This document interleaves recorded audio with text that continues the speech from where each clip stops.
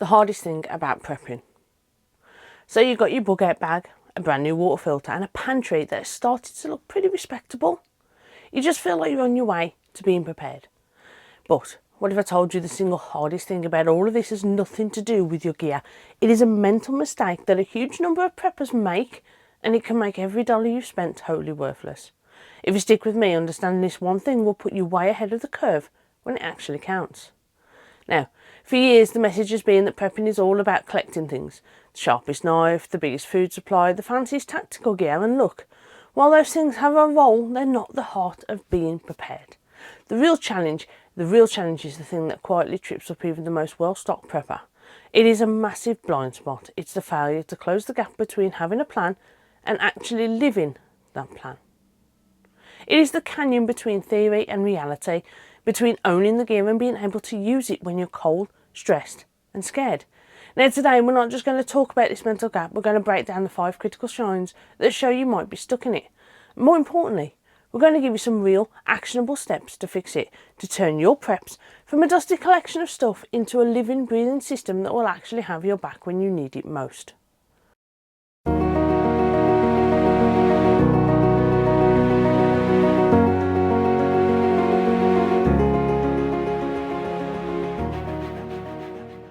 So first, we're going to look at the first symptom, the planning fallacy and analysis paralysis.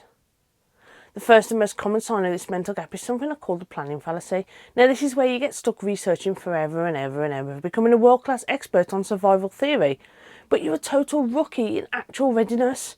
You know the type that spent 3 weeks watching 50 videos on the absolute best water filter, comparing micron ratings and flow rates, but they still haven't actually bought one. They've got a detailed spreadsheet of their perfect bug out bag, but the bag itself is still sitting empty in a corner doing no good to anyone. Now this is classic analysis paralysis. It feels productive, right? It feels like you're prepping. This habit of getting lost in the details often leads to procrastination. The core issue is a misunderstanding of risk. Many new preppers get ready for the movie version of a disaster or a zombie apocalypse or total societal collapse, while ignoring things that are far more likely to happen. They are planning for the end of the world, but they have no plan for a house fire, a week-long power outage in a blizzard, or a flood that forces them to evacuate with just 15 minutes notice. Now this happens when you treat preparedness like a hobby instead of a practical skill. The plan stays on paper, a perfect strategy for a fantasy, but it has zero connection to your real life. Now the longer you wait for the perfect gear or the perfect plan, the more vulnerable you're going to be to the most probable dangers. So what's the fix? It's simple. Stop trying to plan for everything and start preparing for something. Specifically, the most likely things. First, you need to get real about your personal risks. Forget the Hollywood stuff for a second and ask yourself, what are the top 3 to 5 disasters that can actually happen where I live? Are you in a known area for hurricanes, tornadoes, wildfires, earthquakes, or, in the UK, floods, snowstorms or power outs? Is your power grid a little shaky? Are these your priorities? These are your priorities. Second, make a simple, doable plan for those events first. You don't need a 300-page survival manifesto to start. What you need is a 72-hour kit and a basic family plan.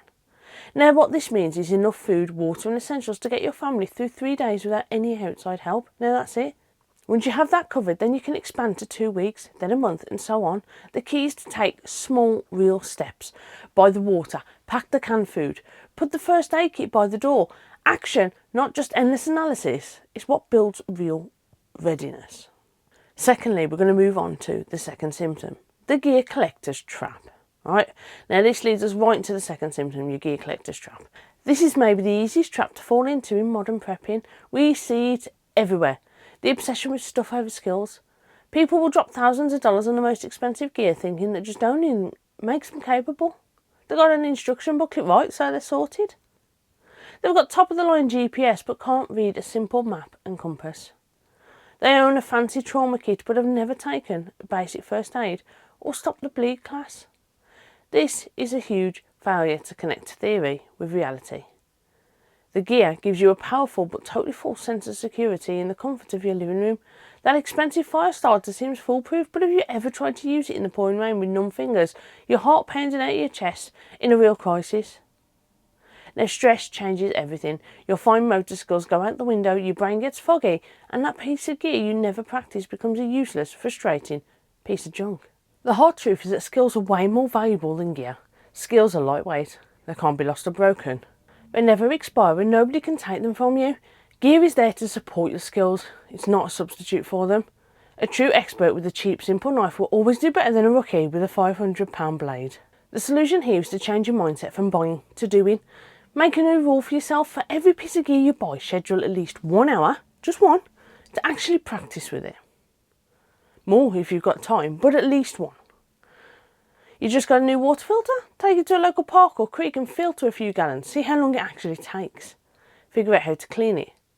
Board a set of walkie-talkies, then learn how to change your channels and use the privacy codes. Then take your family out and test the real-world range. Have you bought a case of emergency food? Open one up and have it for dinner. I do that. You can't take food out with you on a hike or a massive walk or a camping trip if you don't know what it tastes like. Because you might find you and your family can't actually stand the taste, or that it needs more water to prepare it than you thought. You have to stress test your gear. More importantly, guys, you have to stress test yourself. Owning a tool and knowing how to use it are two totally different things. One is collecting and the other is survival. Don't be a collector. Now we're about to get into the next 3 signs, and these really get to the heart of why most preps fail. So if you find this useful and it's making you rethink your own approach, do me a quick favour, hit that subscribe button and the little notification bell. My goal isn't to sell you fear, it's to empower you with the critical thinking that often gets missed. Your support helps me keep doing that, and thanks for that. You can also drop me a special thanks if you really wish. Now let's get back to it. Swiftly we're going to move on to the third symptom then. This is the one and done mindset. Now this is the person who treats prepping like a project with a deadline. They spend a few months totally focused, they build the bug out bag, stock the pantry, write up a family emergency plan, and then they stop. They toss the bag in the closet, file the plan in a drawer and check prepping off their to-do list. Tick, done. Nope, it's not the way to be. This is one of the most dangerous forms of complacency. A plan that you never look at again is a dead plan. The world changes, your life changes. That bug out bag you packed 3 years ago, the batteries in your torches are probably dead. The emergency first aid kit you probably put in there is probably out of date. If you're a female and you've got feminine hygiene products, tampons have an expiry date too. Did you know that? Let me know in the comments down below. Check your preps. The clothes you might have packed might not fit anymore, or they're totally wrong for the current season. And if you've got little children, they grow out of clothes so fast. The family plan you made, your kids are older now and you have different needs. The rally point you picked might be a construction site today, and you might have changed jobs, so the start point that you've got with the time to get to your rally point might be way off. Now this is the ultimate example of failing to live to your plan. The plan becomes a museum piece, a snapshot of life that doesn't exist anymore. Food supplies have to be rotated, water needs to be refreshed, and gear needs to be maintained. Your skills, if you don't use them, fade and get rusty. Now the solution is to stop thinking of prepping as a project and start treating it as a lifestyle. It needs to become a set of ongoing habits, not a one-time chore. First, get a system for your supplies, for your food. The first in, first out, or FIFO method is key. When you buy new cans, put them at the back and slide the older ones to the front. Same goes for any camping meals and survival meals, the boil in the bag ones or the freeze-dried ones. I know a lot of them have got really long dates on them, but still, rotate them. It makes sure that you're constantly moving your stock around and nothing is going to go to waste. There is nothing worse than spending £10 on a freeze-dried meal and finding out actually it's no good because I didn't rotate it. Keep an inventory list somewhere, even a simple one. If you forget what you have, it means you'll buy stuff again that you don't need while other important gaps remain. I know 2 is 1 and 1 is none, so sometimes it's good to have double or even triple. But you're still going to be missing things you need if you don't keep an eye on it. Next, you need to schedule quarterly prep maintenance days. Now seriously, put it on your calendar 4 times a year. You and your family pull out all the gear, test every flashlight, radio and anything that takes a battery. Check the expiration dates on all your food and medical supplies, write them down. Review your emergency plans together. Do the rally points and phone numbers still make sense? Have you learnt new skills since you last did this? These maintenance days are what keep your preps and your mind sharp. The next part we're looking at is called the 4th symptom, the lone wolf fantasy. So the fourth symptom is stubborn and a dangerous myth in the prepping world, the lone wolf fantasy. You know the image, the big old tough guy holed up in a remote cabin, whittling his sticks away to pass the time, ready to defend his supplies from everyone. This fantasy is fueled by fear and a total misunderstanding of human history, and let's be fair, how many people have actually got a cabin in the woods in the UK? This is not America, this is UK prepping at its finest. Now the reality is that for all of human history, our single greatest survival tool has been community. But so many preppers, especially when they're starting out, go into isolation mode. They hide the preps from the neighbours, they don't even involve their own family in the planning, and that's crucial. They start seeing everyone outside their front door and in it as a potential threat. This is paranoia. This is a plan that is guaranteed to fail because it ignores the human element of a crisis. What happens if you get sick or injured? Who's going to stand and watch while you sleep? A lone wolf is just a wolf that's easier to pick off for the pack. And don't forget, if the community is rallying and coming together, and you're holed up in your house, how suspicious does that look? Oh, how can Jack at number 10 with his family, his wife, his 3 kids, how can they stay in there and not come out here to help? How they're not going to the local food bank? The Red Cross are giving out some food up there. I haven't seen him down there. What's he got in there that keeps him all survived and away from the rest of us? Think about it, guys. Isolation can be your worst enemy. Your family and your community are not liabilities. They're your single greatest asset. They are your false multiplier. Your partner is the one person you're supposed to trust most in the world. Lean on them. Now the solution is to ditch the lone wolf fantasy and start building a real network. Start at home. Your family shouldn't just be spectators to your prepping, they need to be active members of the team. Don't just lecture them about your plan, build it with them and ask for their input on what foods to store or what comfort items to pack. Run simple, non-scary drills together, like practicing what they do during a power outage, and make it a team effort. If your children are interested in things like the Cadet Forces or the Duke of Edinburgh, you can impart practical skills in that manner. They learn to read a map, they learn to cook outside, they learn to survive and be self-sufficient, they learn to camp. They are learning valuable skills that in this situation you could use as a family. Next, look outside your home. You don't have to put up a billboard advertising your food stockpile with a big red arrow saying, "Well, we've got loads of food, woohoo, come on over." That's just good operational security, or OPSEC for short. But you can and should build relationships. Get to know the people on your street. Who's a nurse, who's got medical training, who's a good mechanic, who knows a thing or two about construction. A trusted neighbour who can keep an eye on your house after storm is worth more than the fanciest security system. A neighbourhood where people agree to look out for each other is way more resilient than a street full of isolated fortresses. Next, we're moving on to the fifth symptom, the comfort bias. Now this one is important. This is the final and most sneaky symptom, and it's what I call comfort bias. Yeah? This is our natural instinct to plan for a disaster that, well, is comfortable. We buy gear that's designed to keep our current standard of living going. We get a massive generator so we can keep the Wi-Fi and TV on. We stock up on gourmet freeze-dried meals so we don't have to eat plain old beans and rice. We're essentially planning for disaster life, a clean, sterilised version of a crisis where we're just slightly inconvenienced. But real emergencies are not convenient, they're not comfortable, they are stressful, messy and physically and mentally draining. They are cold, wet, dirty and scary. A plan that's built on the hope of staying comfortable is a house of cards that's liable to fall down. This is the ultimate failure to bridge the gap between theory and reality. The theory is your generator will start right up and you'll be warm and well fed, and the reality, it might be that you're out of fuel. The igniter on your stove is busted and you're huddled in a cold, dark house eating cold beans out of a can. If you've never willingly spent time being uncomfortable, the shock of a real crisis can be paralysing. Yes, we go camping all the time as a family, but it's never without electricity. I know, I'm preaching to the choir, and I should be doing what I'm preaching, but my wife will not go camping without electricity no matter what I do.